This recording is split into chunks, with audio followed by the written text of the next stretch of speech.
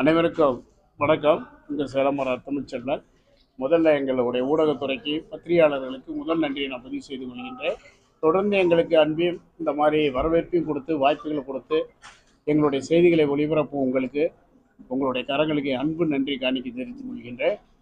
கொஞ்சம் தமிழ் கொங்கு மாநகரிலே ஏற்கனவே நாங்கள் கோயம்புத்தூரில் பதிவு செய்திருந்தாலும், சூரில் இந்திய பயிற்சி இராணுவ தளத்தின் அருகிலேயே சூலூரில் அந்த கடையை சுரேந்தர் சார் அமைச்சிருக்கிறார். இந்த கிளையை அவருடைய மேனேஜர்கள் அண்ணன் ஜான்சன் அவர்கள், நம்ம சார்